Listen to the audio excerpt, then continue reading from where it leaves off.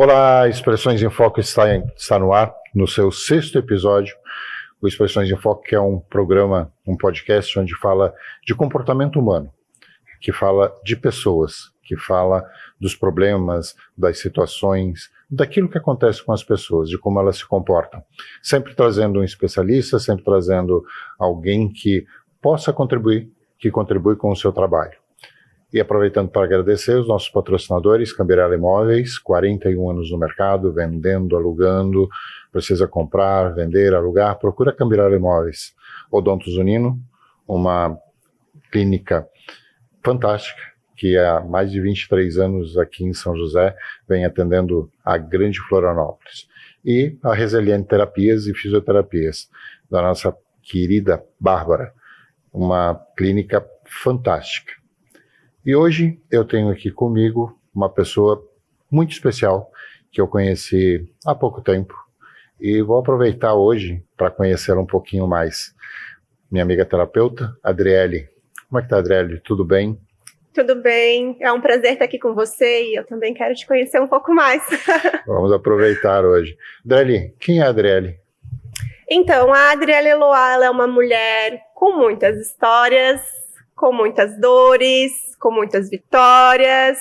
É uma Adriele que aprendeu o que é uma superação. A par disso, a Adriele Eloá, ela é mãe, ela é terapeuta sistêmica, consteladora familiar, criadora da Jornada Liberte e também sou mentora de mulheres de sucesso. Muita coisa. Muita coisa. Muita coisa. As várias facetas que a gente consegue, né? Que a gente consegue carregar, vamos dizer assim, né? Para a gente buscar aquilo que a gente quer, aquilo que a gente almeja, não é verdade? Exatamente, e essa parte da faceta, ela é muito interessante porque todos nós precisamos de várias faces. Você não é só o profissional, você tem muitos outros por trás de você. Só que as várias facetas da mulher ao longo da história virou sobrecarga, virou peso. Se percebe muitas mulheres reclamando da sobrecarga por conta das várias atividades que ela traz. E eu passei por essa jornada também. Dessa ideia de que para ser mulher tem que ser sofrido, tem que ser pesado, porque eu não consigo dar conta de tudo. E agora eu ajudo outras mulheres a entenderem que dá e não precisa ser sobrecarregado. Mulher não é sinônimo de sofrimento. Engraçado isso, né? Porque a gente vem falando muito, a gente ouve tanto falar em empoderamento, a gente ouve falar nessa história de facetas e as pessoas não se dão conta, só a partir do momento, eu te confesso que a partir do momento que eu comecei a estudar dentro da sistêmica, é que eu comecei a entender os sistemas que a gente faz parte. Então, na verdade, não são facetas nossas, não são facetas, não são necessárias, são sistemas onde nós estamos inseridos. Então, eu tenho um Rogério pai, um Rogério avô, um Rogério filho, um Rogério marido, um Rogério profissional, um Rogério terapeuta, um Rogério perito. E não dá para dizer que são facetas, mas sim sistemas. E a gente age em sistemas completamente diferentes. Eu não sei o que você pensa a esse respeito, porque, embora as pessoas às vezes possam não acreditar, mas a gente não faz pauta para o podcast. A gente simplesmente chega e começa a conversar, não é assim? Sim. Bom, o que você pensa a respeito disso tudo? Eu acho muito interessante isso que você trouxe, porque as pessoas, elas não têm noção de quem elas são de verdade. E quando você está inserido em cada sistema, como você muito bem colocou, você é uma pessoa diferente. Porque aquele sistema exige que você seja diferente. Trazendo um pouco da psicanálise, em cada sistema você vai usar uma máscara. Em cada sistema você vai ter uma sombra.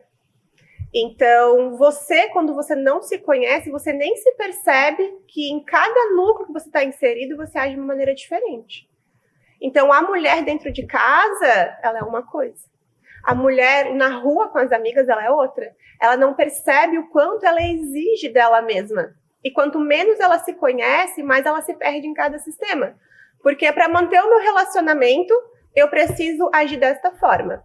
Para manter as minhas amizades, eu preciso agir dessa forma. Para eu manter o meu emprego, eu preciso agir dessa forma. E nisso tudo, quem é essa mulher de verdade?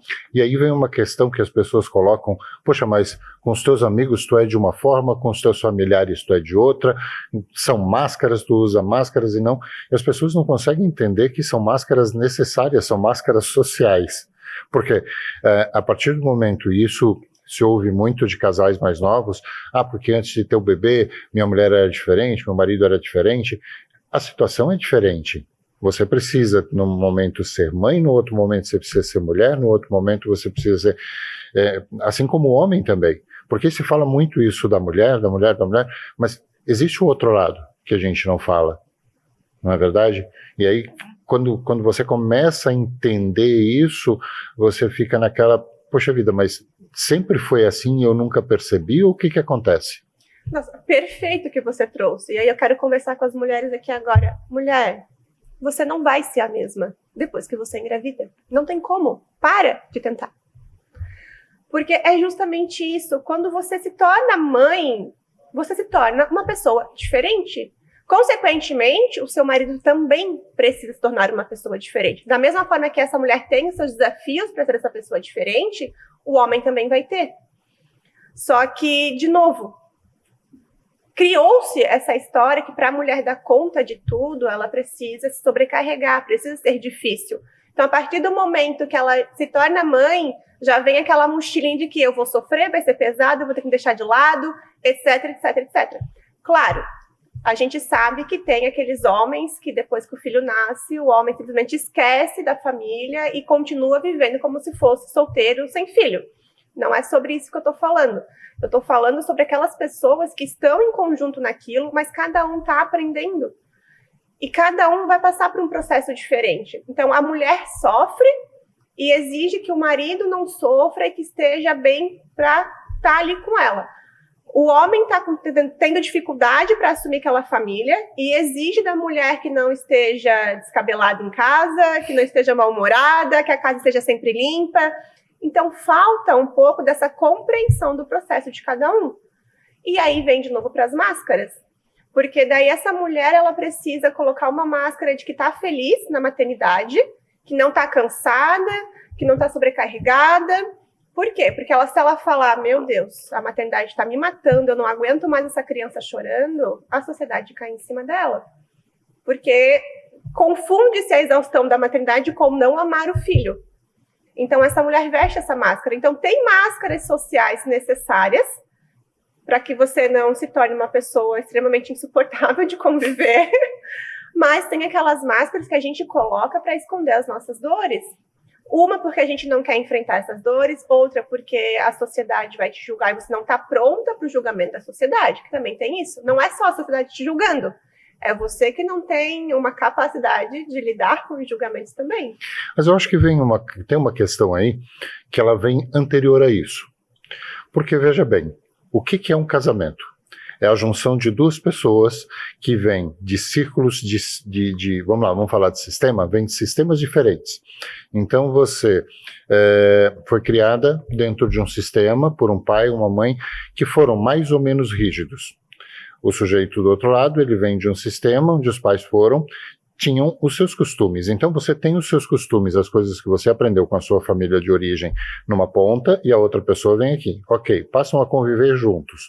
E aí precisam se entender nessa junção, porque eu tenho uma forma, você tem a outra. Tranquilo? Até aí, o caos começa a se instaurar, né?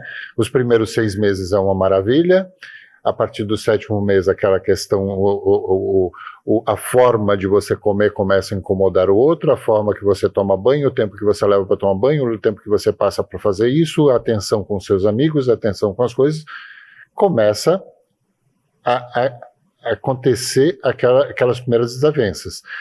E aí, de repente, ok, a mulher engravida. E aí nasce um bebê, que não vem com manual de instruções. Porque hoje se você for até uma loja e comprar um liquidificador, vem um manual de instruções dessa grossura, dizendo simplesmente para te dizer que você precisa colocar na tomada, apertar o botão e não colocar a mão dentro, enquanto ele estiver ligado. Certo? Mais ou menos por aí.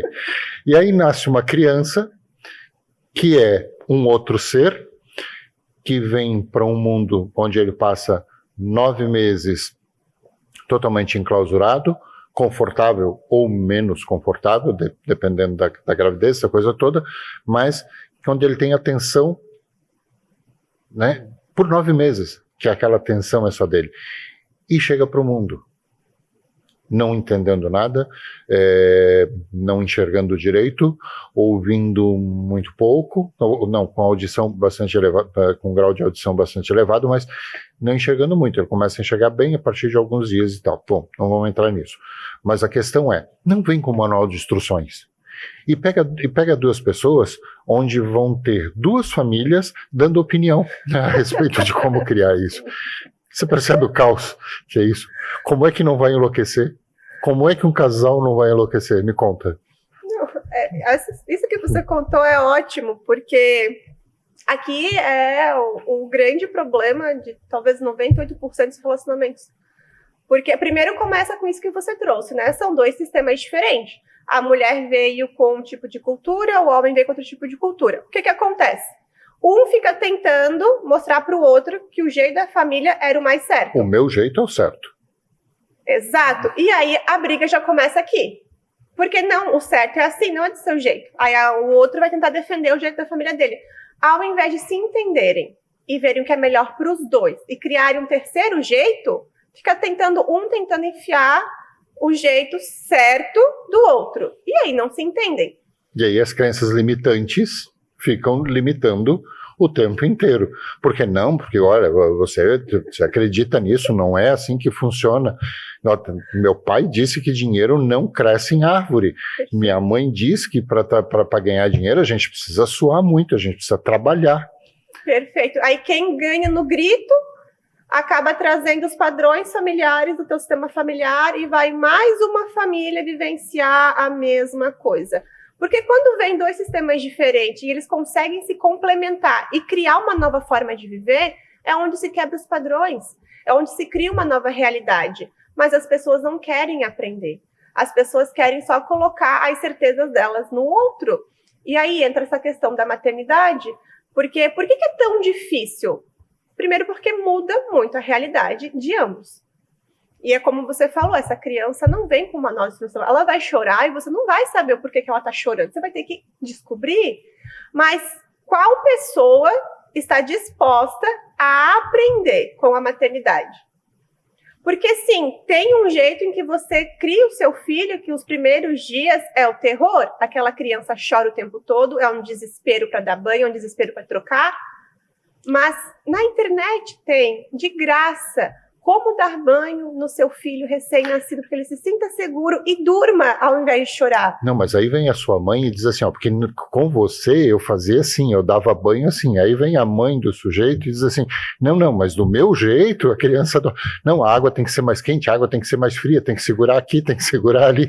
Sabe, não tem como não enlouquecer. Não, porque ao invés daí pegarem o que é o melhor para a criança naquele momento, fica tentando, um ouvindo uma família, o outro ouvindo aquela família, no meio da tensão, começam a discutir os adultos para provar quem tá certo, e a criança desesperada chorando de fundo.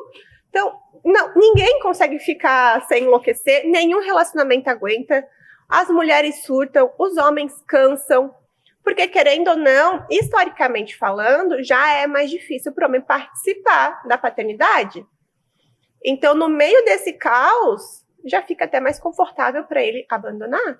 E vem aí uma questão muito séria, que muitas mulheres acabam entrando em depressão, a tal da depressão pós-parto.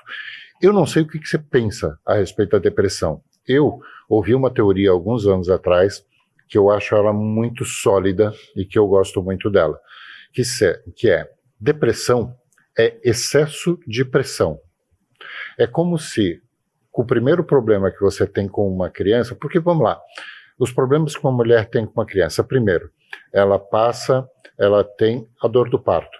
Se ela não tiver a dor do parto, ela vai ter uma cesariana, vai ter que fazer uma cirurgia, ok? Ok.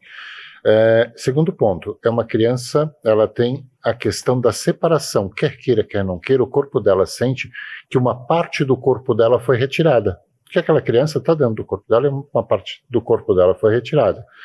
Depois vem toda essa questão de entender. Ou seja, imagina o seguinte, se cada um desses problemas eu te der uma pedra de 50 quilos para você carregar, você carrega a primeira, você vai aprender a carregar, você vai achar um jeito. Eu te dou uma outra pedra de 50 quilos, você tinha 50, agora você tem 100, tá certo?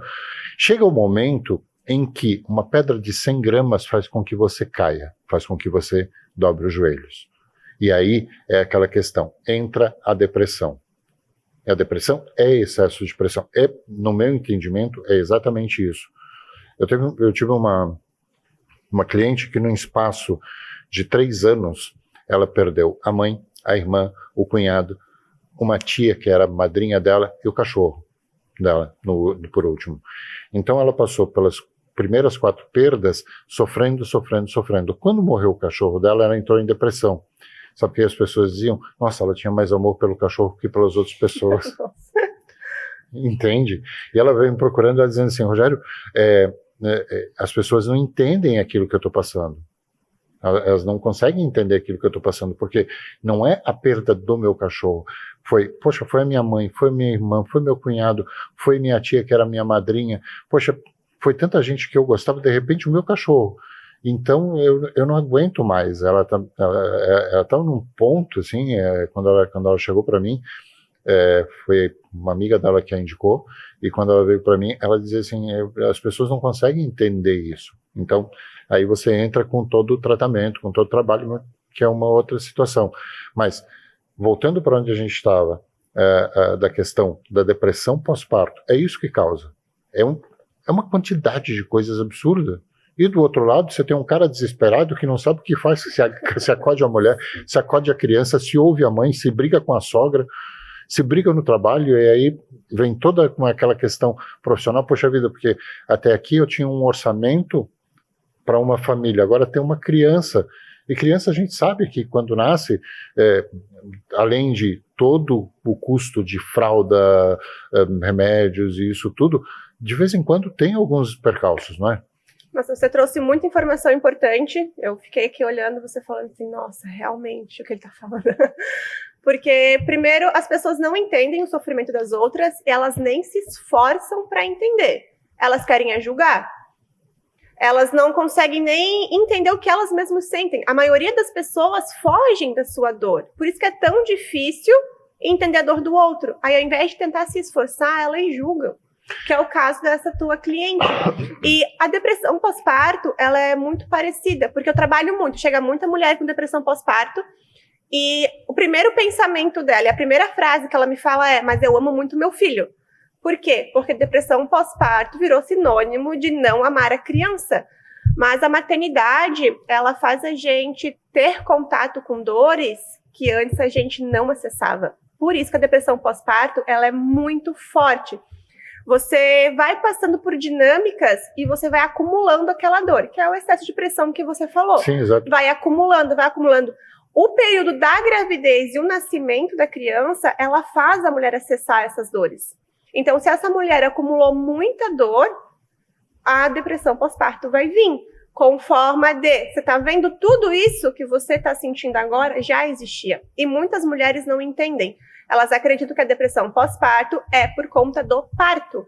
Mas, na verdade, aquilo já existia. O parto só acendeu a luzinha e mostrou para ela que aquilo já existia. Exato. E essa questão que você trouxe sobre o casal, de quando entra o filho, muda o orçamento, o homem não sabe se socorre a mulher, se socorre a criança, ela é muito importante porque já mostra como as pessoas não estão preparadas para um relacionamento. As pessoas começam um relacionamento, não sabem se vão querer casar, não sabem se querem ter filho. Aí, de repente, o filho nasce, nunca conversaram para saber se aquela pessoa queria ter um filho. Aí a mulher queria muito engravidar, engravida, o homem não queria, nunca conversaram sobre isso. O homem se afasta depois que o filho nasce porque não estava preparado para assumir isso, digamos assim, não defendendo o homem, é claro, depois que nasce não tem essa história de não estar preparado, você vai ter que assumir e pronto. Mas aí ela culpa muito o marido, mas não tiveram essa conversa de que você quer ter filho? O que você planeja para o teu futuro? As pessoas entram em relacionamentos ao acaso, querem ter filhos e não pensam se financeiramente falando, estão capacitados. Mas a questão eu vejo que é uma questão de se romantizar muito essa história de ter um filho. Porque é tão bom, é tão gostoso ter uma criança, a criança enche o lar, a criança isso, a criança aquilo. Caramba, é um ser humano. A partir do momento que nasce, você vai ser responsável por muito tempo por alimentar, por vestir, por educar. E mais do que isso, né? As pessoas não têm muito essa noção, porque como se educa uma criança? Uma criança se educa com exemplos. Não adianta eu dizer para ela, olha, tem que lavar as mãos antes de comer. E eu chego em casa, sento na mesa e vou comer. Você passar no banheiro, você lava as mãos. Tá, mas meu pai pode, por que eu não posso? Minha mãe pode, por que eu não posso? Né? E ainda tem uma outra questão, né? De muitas famílias que fazem tratamento para engravidar, querendo engravidar, não conseguem, e aí vem aquelas outras pessoas da família, nossa, mas ainda não engravidou, nossa, mas cadê o bebê, nossa, mas... O que é pior ainda. Sim. Ou seja, você ter um filho é um problema, você não ter um filho é um problema também.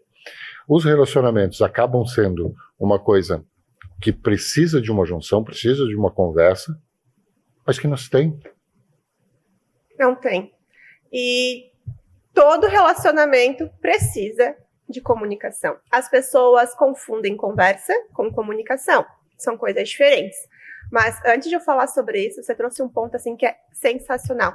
Tem muita mulher usando do filho para curar suas próprias dores. Colocam o peso dos seus traumas nos filhos. E são crianças, são seres humanos que vieram para esse mundo para tentar salvar aquela mulher de alguma dor. Ele já vem para cá com muito sofrimento, com muito peso. Com uma carga gigantesca e vai ser carregado de traumas. Exato, porque quantas mulheres começam a falar, nossa, mas eu sonho em ter uma menina e veio um menino. Deu ruim. Pra criança, né?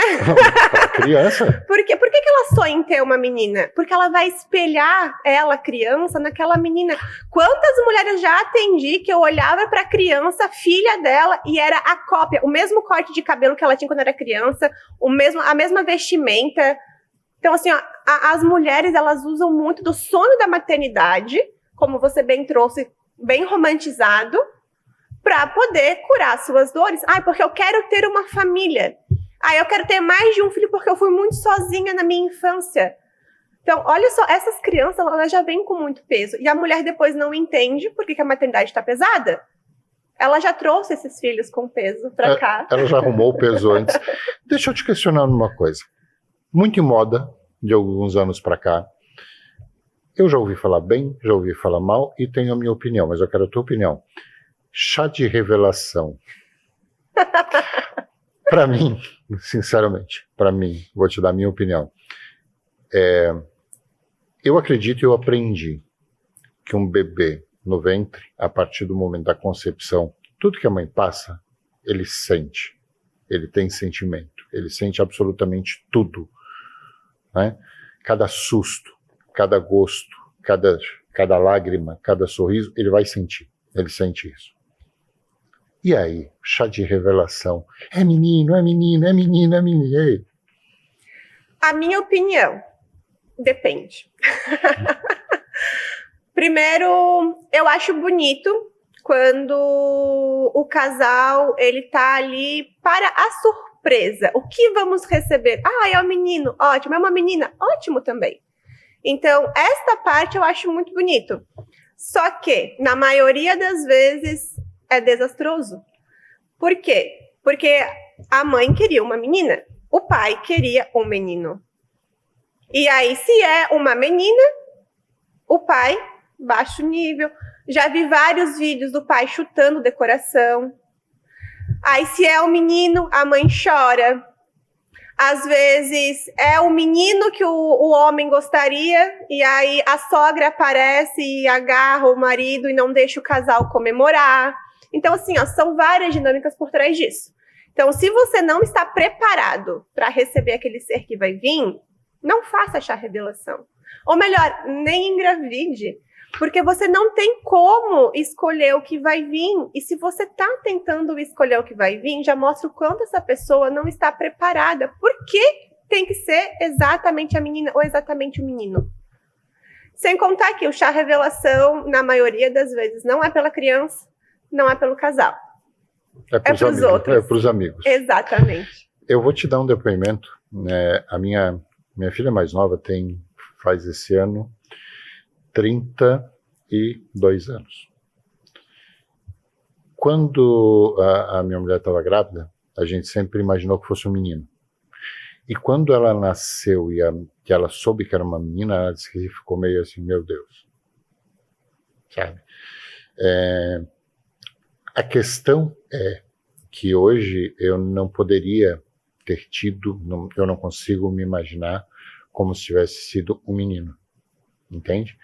Porque a ligação é muito forte, essa coisa toda é muito forte.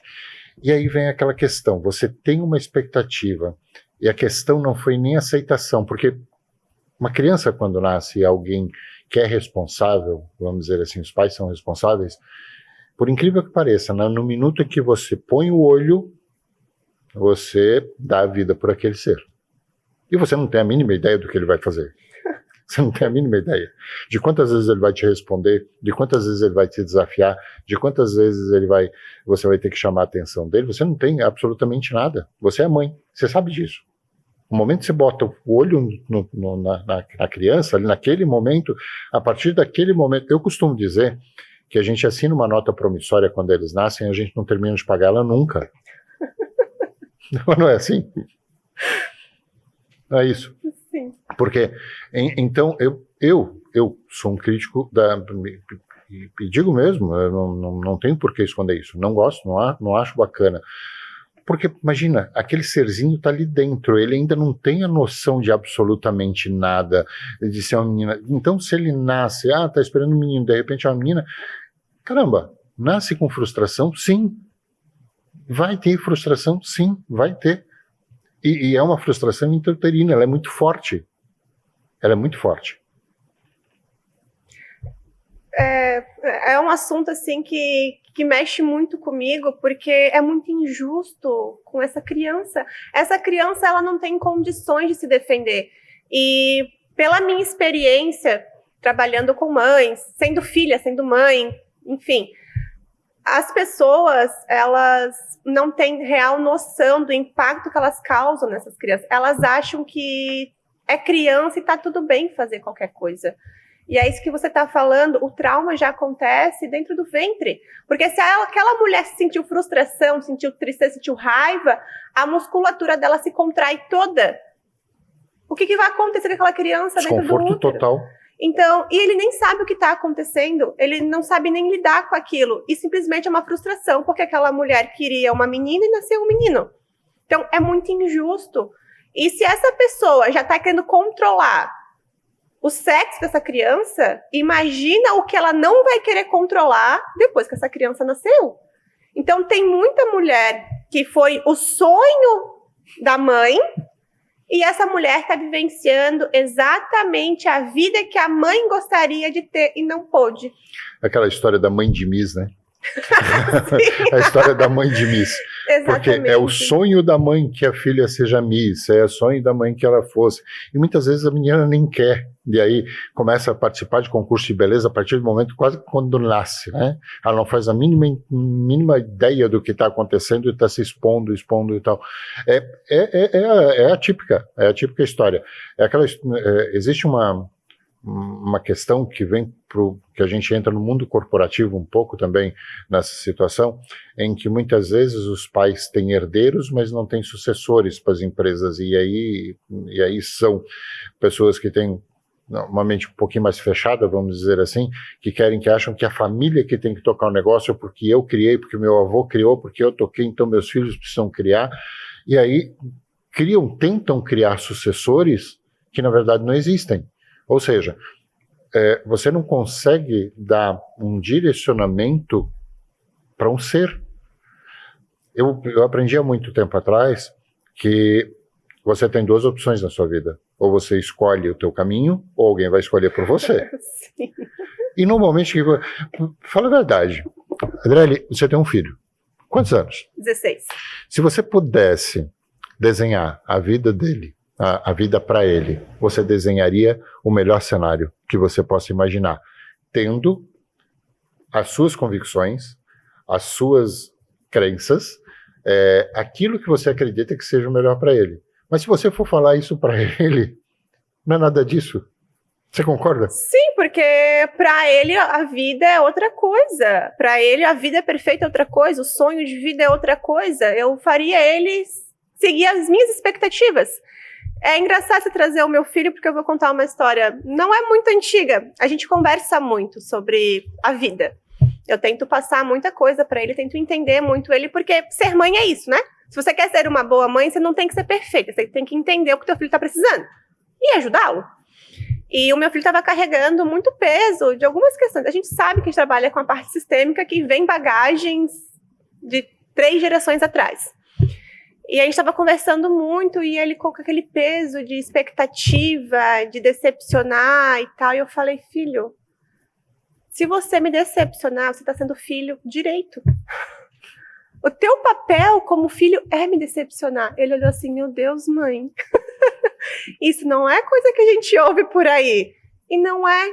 Por quê? Porque os pais, eles tiveram frustrações em suas vidas e querem que os filhos os curem. Como? Vivenciando aquilo que eles não puderam vivenciar. É uma expectativa que se coloca no filho. E se o filho não seguir essa expectativa, aí tá ruim. Aí o filho é ingrato. Aí o filho, aquele outro filho não me ama, o filho me abandonou, essas coisas.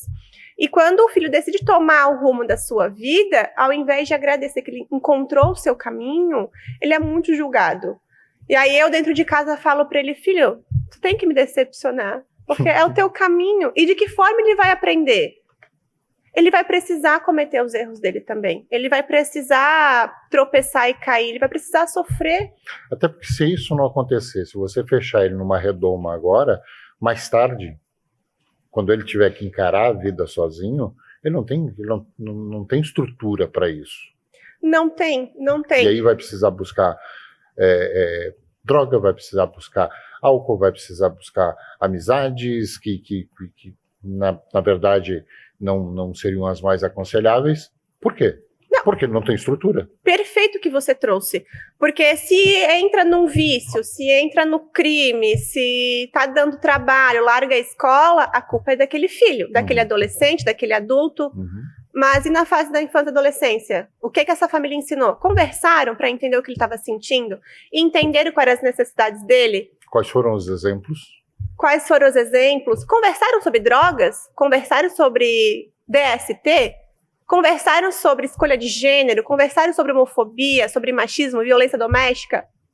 As pessoas evitam esse tipo de assunto com os filhos e depois cobram deles uma postura que a família não ensinou. Sabe que eu lendo um estudo, até em função da questão toda que a gente estava trazendo de depressão e isso tudo, 2 estudos. Um deles, primeiro, a cada 4 segundos no mundo uma pessoa comete suicídio. A cada 4 segundos. E aí vem a história, por causa da depressão. Sabe que a pessoa, num surto, quando ela está com depressão, ela não se suicida. Porque ela não tem forças para agir, ela não tem como agir. Depois que ela melhora da depressão é que ela vai se suicidar. Muita gente acha que a pessoa se suicidou porque estava em depressão. Não, mentira. Ela não tem forças, ela não consegue tomar banho, ela não consegue se alimentar, ela não consegue fazer absolutamente nada. Ela está reunindo forças. Quando ela melhorar, ela não quer voltar para aquele estágio que ela estava e ela resolve. Porque, diferente daquilo que se pensa, a pessoa que se suicida, ela não quer acabar com a vida dela, ela quer acabar com a dor. E a forma como que ela encontra é essa. Mas o assunto que eu queria abordar é uma coisa, até falando um pouquinho de filhos e puxando para a questão de comportamento. 2, 3, talvez 3 gerações atrás, os pais tinham filhos, e talvez alguns hoje ainda tenham, pensando em quem vai cuidar deles quando eles envelhecerem. Eu vou ter 4 filhos, 5 filhos, porque eu vou ter quem cuidar de mim quando eu envelhecer. E aí, as criaturas ficam com um peso gigantesco nas costas, porque diz, eu vou ter, e não é por ser egoísta, não é por nada, mas eu preciso cuidar dos meus pais, eu preciso cuidar disso, eu preciso cuidar daquilo, como uma dívida. Quando? E aí, isso lá na sistêmica a gente aprende, que você não deve nada para os seus pais. Por quê? Seus pais, aquilo que eles te deram, você nunca vai poder retribuir. O presente que você deu para o seu filho, ele nunca vai poder retribuir. O presente que a sua mãe te deu, você nunca vai poder retribuir, não importa o que você faça. Quer dar a vida. Não tem como retribuir. Ah, mas eu salvei a vida da minha mãe, eu salvei a vida. São duas coisas diferentes. Uma coisa é dar a vida, outra coisa é salvar. São duas coisas diferentes. E aí fica esse peso todo em cima da história. Quando o ideal é o amor, a atenção que você recebeu, você passa para os seus descendentes, caso você os queira. E acabou. Não tem dívida. Ok, isso não quer dizer que eu vou abandonar, que eu vou jogar num lugar, que eu vou abandonar, que eu não vou dar bola, que eu não vou dar... Não é nada disso. Não vamos misturar as coisas, são duas coisas diferentes. Mas você não tem que viver em função. O que você pensa a esse respeito? Eu vou até trazer um caso que aconteceu comigo não faz muito tempo. Comecei a falar nas redes sociais sobre justamente essa frase: você não deve nada para os seus pais. Alguém se ofendeu de um jeito que essa frase ele respondeu com um textão. E nesse textão ele até falou que eu deveria estudar um pouco mais, etc, etc. Mandei meu currículo para ele. Mas a melhor parte foi uma frase que ele falou: eu devo gratidão. Por que eu trouxe isso? Porque as pessoas confundem dívida com gratidão. Então você não deve gratidão. Se a gratidão é um dever para você, você não entendeu o que é gratidão. Porque gratidão não é dívida. Gratidão é quando você recebe algo com amor e diz: eu não tenho como te devolver. Porque quando você está devendo para o banco... Você tem que pagar. Exato. Ou ele te executa. E você não vai agradecer o banco pelo empréstimo que ele te deu. Você tem que retribuir, você tem que devolver. Isso é dívida. Gratidão é outra coisa. Como você bem trouxe, como é que eu vou devolver vida para os meus pais? Só se eu entregar a minha vida para eles. E é exatamente isso que acontece. E não vai acontecer. Não acontece porque não tem como agradecer nesse nível. Não tem como devolver. Mas... Na parte prática é justamente isso que acontece. Já que eles me deram vida, eu preciso dar a minha vida para eles. Aí você deixa de viver para viver em função dos pais. E as pessoas não percebem como isso acontece. Eu tenho uma cliente que ela chegou para mim justamente sobre isso. Ela estava no momento em que o relacionamento tinha acabado, um casamento de anos, tá? De 20 anos. Um caos com os filhos, doente. O trabalho, ela não sabia nem que pé que estava, porque ela não conseguia focar. E ela falava: Adriele, eu tô cuidando dos meus pais, que já são idosos. Eles não querem cuidadores, então eu preciso cuidar, só que eu tenho mais 4 irmãos. Eles vão viajar no feriado de carnaval. Eu não posso, porque alguém tem que ficar. Tu acha que isso tá certo? Eu falei: olha, certo ou errado, não é com isso que eu trabalho. Mas por que teus pais não querem cuidadores? Porque eles sabem que tu vai cuidar. Pra que eles vão querer cuidadores, então? Por que os teus irmãos estão indo viajar no feriado de carnaval? Porque eles sabem que você vai cuidar. Tu entregou a tua vida para os seus pais. Você não precisa abandonar eles. Se você pagar uma cuidadora, eles vão estar bem. Eles vão estar amparados. Na verdade, vão estar melhores com o estranho. Por quê? Porque eles vão ouvir, que eles vão fazer. Porque é muito fácil... Aí vem uma questão lá da sistêmica que é muito, muito forte, que a partir do momento que um filho passa a cuidar de um pai, ele começa a dar ordem para os pais. Quebra uma lei básica nossa que se chama hierarquia. Sim. Não é isso? Sim. Então você vai dizer para o seu pai como é que ele vai se portar. Tal hora você tem que tomar banho, tal hora você tem que se alimentar, tal hora tem que isso. Caramba, as pessoas não percebem que quebram uma hierarquia. Começa a tratar os pais como criança. Como criança, exatamente. Então, inverte. E aí a gente aprende que isso gera um problema bastante sério. Seus avós são maiores que seus pais são maiores que você é maior que seus filhos e ponto, acabou a história. Sim, e quando essa mulher começou a tomar conta dos pais, ela parou de dar atenção para o relacionamento de 20 anos que acabou. Ela não estava conseguindo cuidar dela, estava doente. Não conseguia ser mãe para os filhos porque estava sendo mãe dos pais. Então, as pessoas não têm ideia de como isso se coloca na prática, porque você não pode falar isso. Eu tenho certeza que algumas pessoas que vão pegar um pequeno trecho dessa minha fala e vão falar, meu Deus, olha só ela falando que eu não posso cuidar do meu pai. Não, gente, você pode cuidar do seu pai. Você não pode parar de viver a sua vida. Por que aqueles pais não querem um cuidadores? Eles já tomaram a tua vida. Para eles. Eles exigem de vocês. Então, tem muitos pais que, de fato, exigem. Tem muitos pais que falam, eu cuidei de você quando você era criança, agora você vai cuidar de mim. E aí, sim, isso é dívida. Isso é cobrar uma dívida. E é uma dívida que não se cobra. Porque você deu à luz àquela criança, você deu vida àquela criança, você deu vida àquele ser. O mínimo que você tem que ter responsabilidade. Né? Responsabilidade é uma coisa extremamente séria. Né? Você tem o dever de encaminhar aquela criança, aquele ser que você deu vida, que esse sim você é responsável, porque foi consciente ou não, estava inconsciente, tinha bebido, tinha isso, tinha aquilo, 1.500 desculpas na história. Mas caramba, aconteceu, são seus atos. Eu costumo dizer que são escolhas. As pessoas que entram no consultório, eu sempre digo assim, eu tenho 3 coisas que eu quero te dizer. Primeiro, não estou aqui para arrumar ninguém porque você não é um brinquedo que está quebrado. Boa. Segundo, não te dou conselho de jeito nenhum. Nunca vou te dar um conselho. Porque a partir do momento que eu te der um conselho e você seguir meu conselho e der certo, o mérito é meu. E se não der certo, a culpa é minha. E terceiro, eu não te julgo. Se você chegar aqui e dizer, passei em cima da faixa de segurança, atropelei uma pessoa, matei e fugi. Eu vou perguntar para você, como é que você está se sentindo? Eu vou te dizer que você está certo ou está errado? Não é meu papel, não sou julgador. Tá? Mas a questão é, a gente consegue ver, a gente consegue observar, a gente consegue perceber as coisas a partir do momento em que a gente começa a entender as dinâmicas do que acontece, não é assim? Sim, e o que você trouxe é muito importante, porque a gente tem que educar os nossos clientes, porque a maioria das pessoas não quer assumir responsabilidade pelos próprios atos.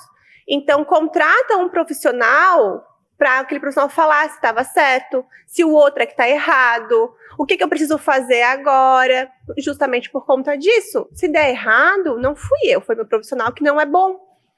Então, você tem que começar a olhar as próprias dinâmicas que você está convivendo e o que essas dinâmicas fazem você tomar de decisão. Tem muita gente que não ganha dinheiro porque tem dívida com os pais. Sim. E isso é uma decisão tomada, só que as pessoas não têm o hábito de analisar as próprias decisões. Já chegou mulher no atendimento dizendo que recebeu uma proposta que vai ganhar 3 vezes mais e estava querendo recusar, porque se ela ganhasse mais, ela ia ter que pagar pensão para os pais, que os pais estavam pedindo. Os pais cobram ela por ela ter uma vida boa. Já que ela tem uma vida boa, eles poderiam pagar um pouco, pagar as contas, pagar os remédios dos pais. Sim. E aí ela estava querendo não aceitar prosperar financeiramente porque tem essa dívida com os pais. E por falar em dívida, toda dívida tem um débito emocional. Se você deve dinheiro, tem alguém que você sente que está devendo emocionalmente para você.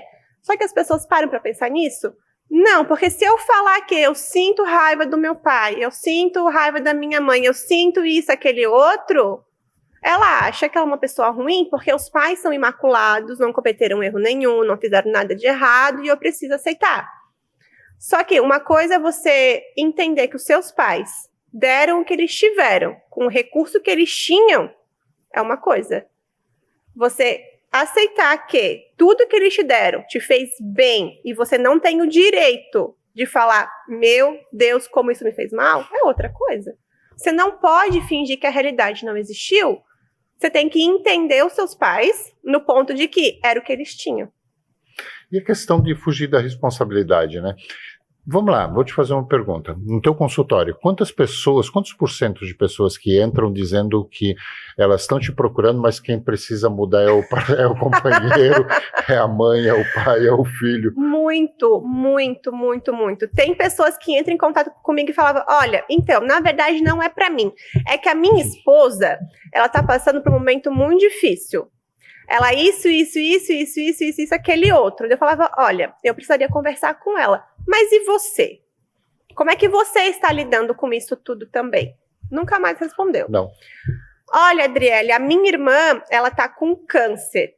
Só que ela não entende que ela tem que olhar algumas coisas da vida dela. Eu posso fazer a constelação no lugar dela? Então, assim, ó, tem pessoas que terceirizam demais. Se você tá tão preocupada com o outro, que o outro não tomou uma decisão, é sobre você, não é sobre o outro. E aí é aquela questão, né? A melhor maneira de mudar o outro é mudando você. Ótimo. É a melhor maneira? Perfeito. Não tem outra forma. Não. Porque a partir do momento... Olha só, se eu te recebo aqui, eu começo a te tratar com grosseria, eu começo a te tratar te desrespeitando de alguma forma, como é que você vai responder? Depende, né? Se eu sou uma pessoa instável, eu vou querer te tratar igual. Porque eu vou mostrar pra você que eu sou melhor do que você. Se eu sou uma pessoa equilibrada, eu vou falar, tá bom, tchau, vou embora. Porque uma pessoa equilibrada não é aquela que aceita qualquer coisa. É aquela que entende os seus próprios limites. E mais do que isso, entende quando é bem-vindo, entende quando não é bem-vindo. E tá tudo certo. Porque eu posso estar num dia ruim, você pode estar num dia ruim, pode acontecer. Mas qual é a linha de base? Se você tem como linha de base ser grosseira, se você tem como linha de base ser educada, se você tem como linha de base, não importa aquilo que você tenha. A questão é quem quer ficar próximo de você. E as pessoas não entendem isso, que elas podem ter... A verdade é assim, né? Nosso cérebro, ele tem um probleminha bastante sério, que é extremamente preguiçoso.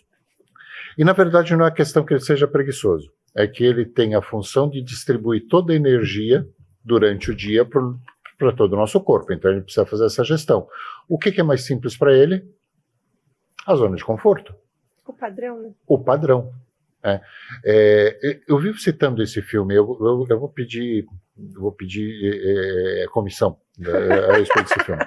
Mas o clique é fantástico. Ele é o exemplo do nosso cérebro. Por quê? A resposta automática é aquilo que eu já estou acostumado, eu vou responder, você vai me fazer a pergunta X, eu vou te responder com Y, você vai fazer a pergunta Z. Por isso que eu não gosto de fazer, aquela questão de fazer script, de fazer pauta, de fazer isso, fazer aquilo. Aqui na TV, quando a gente vem fazer entrevista, alguma coisa, as pessoas vêm falar comigo, eu digo assim, eu só quero conversar contigo, não vou fazer pauta não, a gente vai conversar, vai ter um bate-papo, né? Porque aí sai a realidade, aí você vem com a espontaneidade. Aí você se obriga a pensar. Eu preciso prestar atenção naquilo que você está me falando para eu saber o que eu vou te perguntar. O que adianta? Adriele, me diz uma coisa, como é que é o teu trabalho? Você responde, quando você terminou de responder, eu vou te perguntar, Adriele, quanto tempo você está fazendo isso? Qual é a graça disso? Onde é que você vai? Onde você vai aparecer? E tá cada vez mais normal isso, né? Com a interação rápida que a gente está tendo com as redes sociais, não se tem mais conversa olho no olho, assim, para prestar atenção, para ouvir. E isso não acontece dentro de casa, com os filhos, não acontece nos relacionamentos. As pessoas não param mais para prestar atenção na outra. Por quê? O automatismo. É muito mais fácil você mandar um meme no WhatsApp do que você criar. É algo que eu costumo falar, porque eu gosto muito de escrever. Então, toda vez que alguém especial está de aniversário, eu escrevo uma carta e eu entrego para a pessoa. Eu gosto muito de escrever. E um tempo atrás eu estava pensando de que, gente, não se tem mais cartões de aniversário, né, para se entregar. Porque as pessoas pegam um gifzinho pronto na internet para a pessoa e já manda. Então, tu não tem mais nem o hábito... Não, e aproveita pro próximo já, né? Aproveita pro próximo, exato. Aí eu recebi, legal, só vou trocar o número aqui, te mando de volta. Então não tem, mas não para nem para pensar o que sente sobre aquela pessoa realmente, para escrever um cartão, como tá se sentindo, o que você deseja realmente para aquela pessoa. Agora com o chat GPT, você pede pro chat GPT escrever uma mensagem de feliz aniversário e você manda. Então as pessoas já não pensavam nem nas atitudes. Agora não pensam nem no que estão sentindo. Tá muito automático. E o cérebro vai ficando cada vez mais preguiçoso. Porque quanto menos usa, menos ele sente que precisa gastar energia em ser usado. E ele não gosta, né?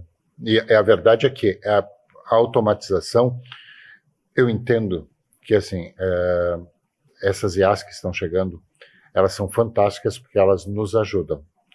Mas elas a gente precisa ter um discernimento, porque tem coisas que nunca vão substituir o ser humano.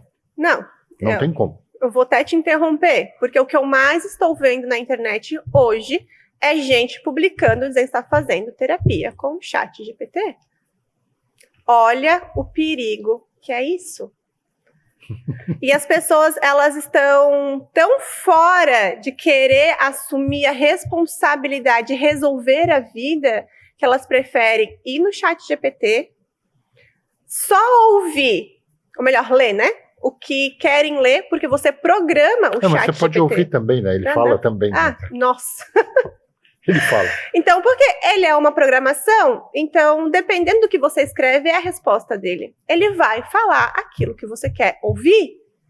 E isso não vai fazer você crescer, não vai fazer você movimentar. Você vai continuar no mesmo lugar. Mas, Adriele, outro dia a gente estava conversando aqui mesmo, aqui no podcast, e a gente estava falando de uma coisa que é incrível, porque as pessoas ainda entendem, parece que elas ficam com medo, de mostrar fragilidade, e elas pensam, elas imaginam que procurar ajuda de um terapeuta, procurar ajuda de um psicólogo, seja lá de que área for, né? Seja um terapeuta holístico, seja um hipnólogo, seja quem for, elas acham que isso é fraqueza, elas não conseguem entender que terapia, e eu vou falar isso muito claramente, terapia é para os fortes. Buscar terapia é sinal de força, é sinal de que você está disposto a realmente mudar, porque não adianta nada.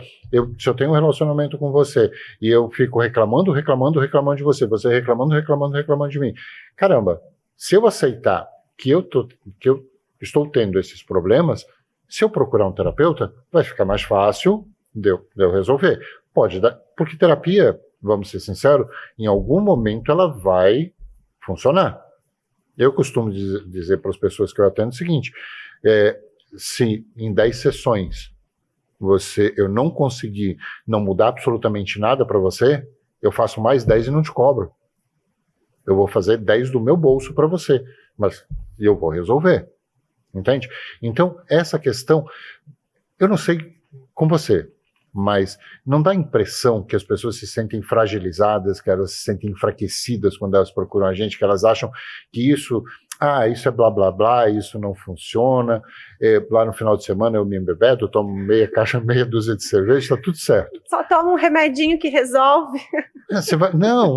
Qual foi o remédio que você tomou? Você teve uma depressão, eu sei que você teve um problema de depressão, qual foi o remédio que você tomou? Eu vou lá na farmácia e vou comprar porque eu estou precisando também. Acontece muito isso, né?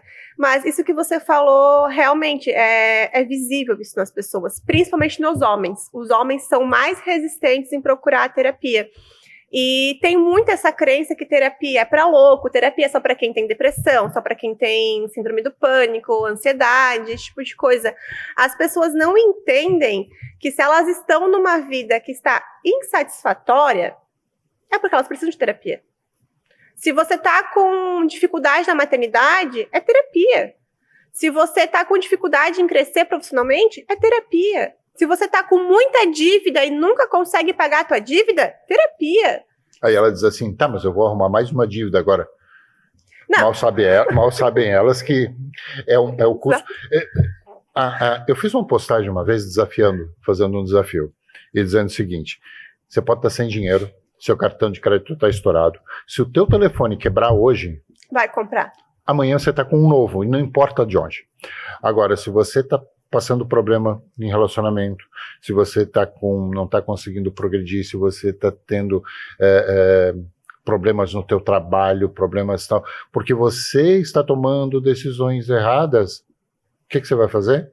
Vai na farmácia, compra um Lexotan, ou um diazepam, ou qualquer coisa dessa natureza, vai tomar e vai achar que está resolvido. Exato, porque quer fugir só da realidade, né? Não, isso que você trouxe é muito interessante, porque tem mulheres que chegam para mim desesperadas. A gente conversa, a gente encontra ali o ponto-chave para se trabalhar, não posso investir nesse momento. Aí eu falo, para você, eu parcelo em até 12 vezes. não fecha. Mas o iPhone, lá nas lojas americanas, em 24 vezes. Então, assim, ó, são prioridades.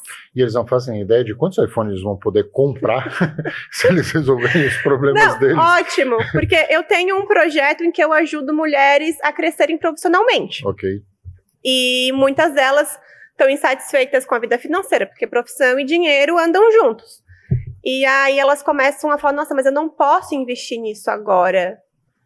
Mas você vai continuar com o problema financeiro se você não investir nisso agora. Para você melhorar a sua vida financeira, você precisa investir dinheiro. E assim, né? Mais importante é o externo. É mais importante o botox, o cílio, a unha postiça. É verdade. Essa coisa toda, isso é muito mais importante. Então, gente, não que não seja importante, pelo amor de Deus, não é isso. Não é nada disso. Qualquer dia eu vou ser apedrejado, tá? Mas é assim, a questão não é isso. Isso é importante, mas isso aqui é que 95%, isso já está comprovado, mais de 95% das dores que nós sentimos no nosso corpo, as doenças que nós temos, são produzidas pelo nosso cérebro. Se o seu cérebro não está bom, se a sua mente não está boa, o seu inconsciente não está legal, caramba, você não consegue andar, é verdade isso, não é papo de terapeuta, não é absolutamente nada, você sabe disso. Sim, e é por isso que tem muitas pessoas que estão fazendo tratamento, tomando medicamento há anos, já aumentaram dose, já trocaram medicamento e nunca resolve. Por quê? Porque o medicamento, ele trabalha no sintoma. Não na raiz. Não na raiz. Se você não for tratar o teu emocional, você vai continuar vivenciando aquilo que te adoece. Então, as pessoas, elas não têm essa noção. Então, elas preferem fazer o quê? 20 anos de remédio controlado e ficar na internet reclamando que não melhorou da depressão, que não melhorou da ansiedade, que isso, que aquele outro, que todo mês tem uma dor diferente no corpo que precisa tomar um medicamento. Por quê? Porque precisa assumir uma responsabilidade. E aquilo que você falou, não é para qualquer um assumir a responsabilidade da própria vida. É muito mais fácil eu falar que a culpa é do meu marido, a culpa é do meu filho, a culpa é dos meus pais, a culpa é do meu trabalho, do governo. De Deus. Porque tá chovendo, porque tá calor, porque tá isso, porque tá aquilo. Mas não é assim que funciona. Sim, é muito. Esses dois exemplos que você trouxe é o que a gente mais ouve. Sim. Quem reclama da vida financeira quando não tem mais ninguém para culpar é o governo, é a inflação, é isso, é aquele outro. Mas está fazendo alguma coisa para resolver? Não, não tá. E aí não pode mais culpar o governo porque não é problema de dinheiro, é problema de doença, é problema de relacionamento, culpa Deus. Porque Deus quis assim, porque é prova de Deus, porque é expiação. Então, assim, ó, sempre terceiriza. Mas tem uma coisa para dizer, vocês que acreditam em Deus, vocês realmente acreditam que Deus te colocou aqui para sofrer? Porque se ele te colocou aqui para sofrer, a crença nesse Deus tá meio estranha. Porque ele colocaria, que todo mundo fala que Deus é amor e vida e salvação. Por que ele colocou aqui para te sofrer, então? É muito incongruente as crenças dos seres humanos. Justamente porque uma hora é uma coisa, outra hora é outra coisa, para não assumir a responsabilidade da própria vida. Velho, o papo tá ótimo. Infelizmente nós temos tempo, né? Uma hora a gente parece que é muito tempo e passa muito rápido, né? Queria te agradecer por ter vindo, por ter aceitado o convite. Certamente eu vou te convidar mais algumas vezes. Vai ser um prazer. E até porque tem alguns temas que eu quero debater com você, tá certo? Eu sou o Rogério Pereira, terapeuta com foco nos transtornos emocionais severos. O Expressões em Foco vai terminando esse episódio, não antes, sem agradecer os nossos patrocinadores, Camberella Imóveis, a Odonto Zunino e a Resiliente Terapia e Fisioterapia. Gente, bom papo e até a próxima. Valeu!